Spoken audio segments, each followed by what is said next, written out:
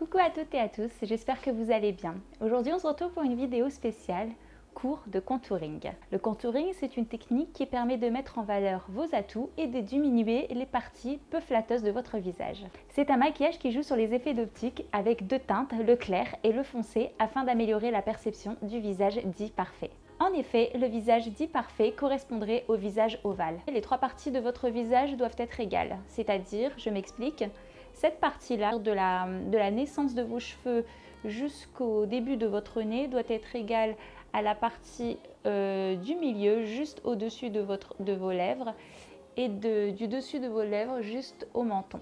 Si ces trois parties sont dites égales, ce serait, il paraît, le visage parfait. De toute façon, personne n'est parfait. Je vais commencer par sculpter mon visage. Donc j'ai mis mon fond de teint, mon anti-cerne, j'ai plus qu'à faire les structures pour donner du relief à mon visage. Mon visage a pour forme losange, c'est-à-dire que moi j'ai des angles sur le côté qui sont naturellement dessinés. Si je mets mon losange dans un ovale, dans le visage dit parfait, c'est-à-dire ovale, on voit bien que le losange a cette forme, j'ai les angles à gommer, donc en haut, en bas, sur les côtés. Donc je vais déjà travailler que sur un seul côté pour qu'on voit la différence avec de l'autre côté. Je vais déjà gommer les parties du haut. Donc moi j'ai déjà la naissance, j'ai des cheveux de bébé qui sont en haut qui m'aident à ovaliser le haut de mon visage et de gommer les angles. Alors quand vous posez la matière, dégradez-la bien vers le haut toujours, pour pas que ça fasse un effet barre, un effet plus foncé par rapport au teint. Le but est de donner une ombre, pas vraiment de maquiller. Une fois que c'est fait, je gomme les côtés. Alors, cet angle-là, donc pareil.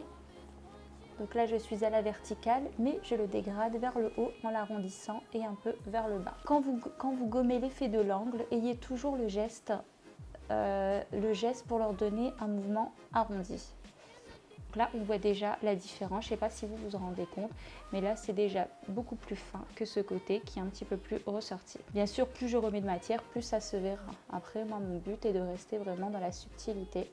Chaque forme de son visage a son propre contouring. Le contouring d'une personne ne sera pas forcément le vôtre et vice-versa. Cette partie-là, donc le bas, je vais sculpter qu'un côté. Et dégrader là vers le bas. En même temps, ça donne l'effet gommé du double menton si certaines personnes sont gênées par cela. Une fois que les angles ont été gommés subtilement, donc maintenant je passe aux structures du visage. Donc comment je peux structurer mon visage? Je vais déjà commencer par le structurer par les pommettes. Alors, l'erreur à ne pas faire, les filles surtout, c'est si vous faites ça, logiquement, si je me base sur ça, donc la ligne ira jusque ma bouche et ce qui va se passer c'est que ça diminuera, toute cette partie-là sera réduite et toute cette partie-là grossira automatiquement parce que c'est un effet d'optique. Donc c'est la chose à ne pas faire du tout. Le plus simple, c'est de suivre sa ligne naturelle.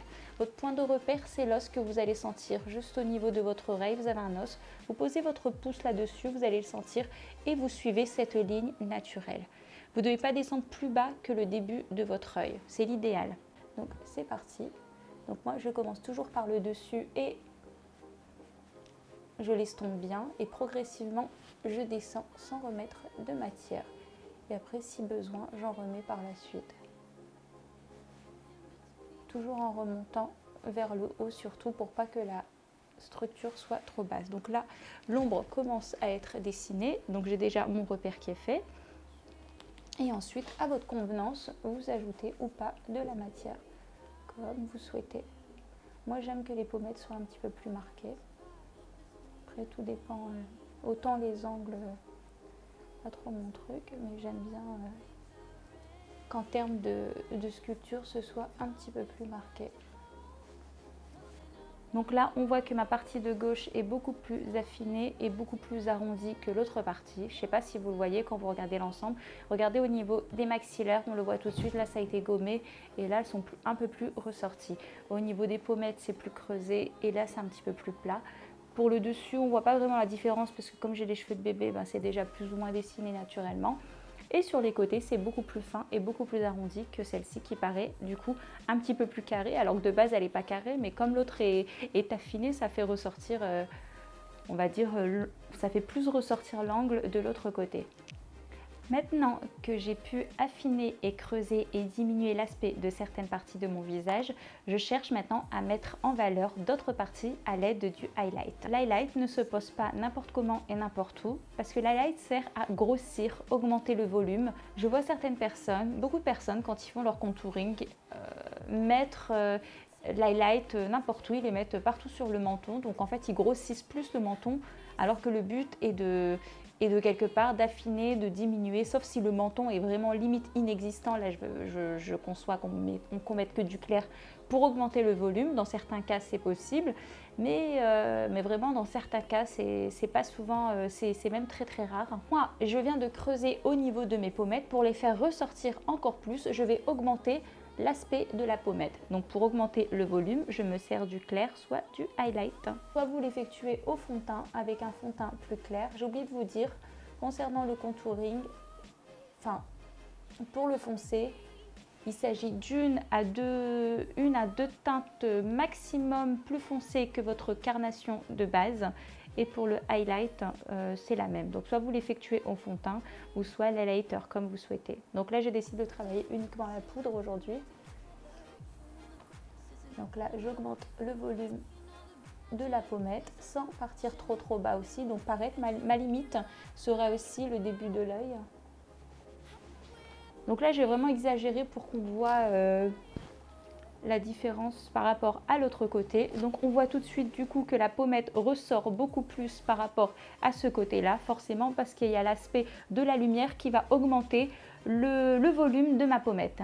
Qu'est-ce que je pourrais augmenter comme volume?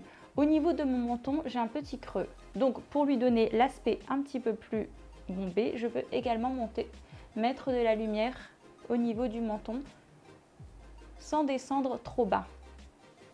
Au niveau de mon front, ce que je peux faire, c'est que je peux juste apporter un peu de lumière à ce niveau-là pour faire ressortir également le contour du haut.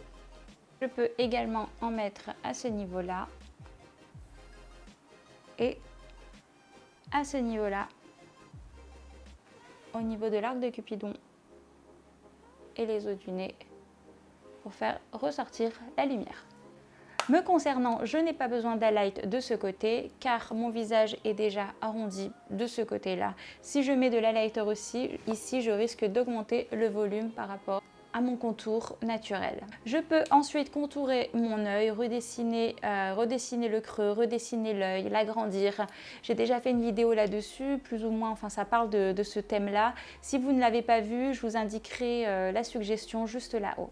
Pour celles et ceux qui ont un visage carré, donc le carré étant une forme géométrique anguleuse et également qui est dans la largeur, donc si je mets mon carré dans mon ovale, on voit très bien qu'il y a un problème de longueur et de largeur également. Donc on va déjà commencer par gommer les angles du carré. Donc pour cela, c'est exactement de la même manière.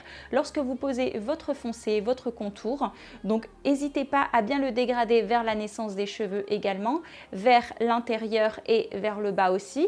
Donc là, ça donnera tout de suite l'aspect d'un visage beaucoup plus fin aussi en le gommant.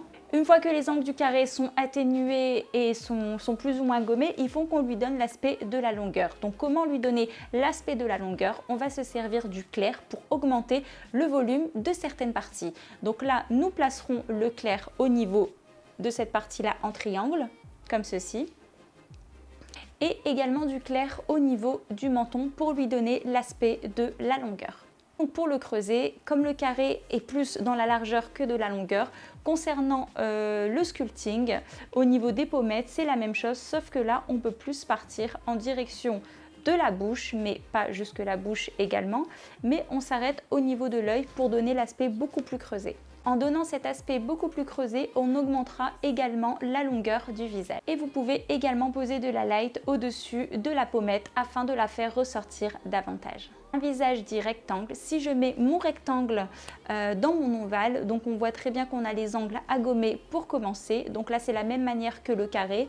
Donc n'hésitez pas à poser votre contour au niveau des angles de votre visage et à les gommer vers l'intérieur, mais aussi vers l'extérieur pour arrondir le visage. Le visage rectangle est déjà équilibré en termes des 3 parties du visage. On a juste besoin de lui donner un peu plus de relief. Pour cela, on cherche à le structurer. Comment le structurer? Pareil, de la même manière, on pose son doigt, un peu comme moi, on pose son doigt au niveau de l'os et on va le structurer plus en direction du nez, contrairement au carré qui lui avait besoin de donner plus de longueur. Pour le visage rond, on procédera de la même manière qu'un visage carré, car on peut mettre un rond dans un carré. Au niveau du visage rond, ce qu'on ajoutera, c'est que lui, contrairement au carré, il est beaucoup plus arrondi et ne dispose pas d'angle. Donc le but est de l'allonger. Donc comment l'allonger? On posera du clair au niveau du front en forme de triangle comme ceci pour agrandir l'aspect du front mais donner plus de longueur à celui-ci. Et la même chose au niveau du menton pour lui donner l'aspect beaucoup plus allongé. Pour les pommettes, c'est de la même manière que le visage carré. On cherche à lui donner de la longueur, donc on va sculpter en direction de la bouche, mais on s'arrête au début de l'œil. Le visage dit allongé, le contouring parfait pour celui-ci serait de diminuer l'aspect trop long du visage. Donc on va chercher à contourer cette partie du bas et cette partie du haut. Généralement, le visage allongé n'a pas forcément de maxillaire ressorti. Pour la sculpture, on procédera de la même manière que le visage rectangle. En effet, celui-ci est déjà long, donc il n'a pas besoin d'être encore plus long. Pour éviter cela, on va le sculpter en direction de la narine, mais en s'arrêtant au début de l'œil. Le visage allongé peut également faire ressortir ses pommettes en posant l'highlight au niveau de la pommette. Pour le visage dit triangle pointe en bas, je m'explique. Lorsque je dis triangle pointe en bas, ça ne veut pas forcément dire, comment vous expliquer? On ne prend pas vraiment en compte parce qu'on a tous un menton qui donne l'aspect d'un visage pointu vers le bas, mais je ne parle pas de ça. Le triangle pointe en bas, c'est celui qui va avoir cette partie du haut beaucoup plus large que vers le bas en fait. Donc ça donnera l'aspect d'un triangle pointe en bas. Donc pour celui-ci, on va déjà gommer cette partie-là du haut au niveau des angles pour réduire l'aspect beaucoup trop large du dessus. Une fois que les angles du haut sont diminués, je cherche à gommer cette petite pointe vers le bas. Donc je pose mon contour, mon foncé également juste au niveau de la pointe que je dégrade vers l'intérieur. Le contour étant fait, je peux lui donner du relief. Donc comment lui donner du relief? Pareil, je peux structurer mes pommettes. Mais de quelle manière? Celui-ci est déjà dans une forme géométrique assez pointue, donc pour diminuer cet aspect-là et pour éviter de le creuser encore plus, je procéderai de la même manière qu'un visage rectangulaire ou un visage allongé, je vais le sculpter plus en direction de la narine et en m'arrêtant au début de l'œil. Mais je peux aussi augmenter le volume de mes maxillaires car celui-ci est comme ceci, il faut le rééquilibrer. Donc je peux poser de l'highlighter au niveau des maxillaires et un peu au niveau du menton pour augmenter le volume, harmoniser mon visage et lui donner l'aspect d'un visage beaucoup plus ovale.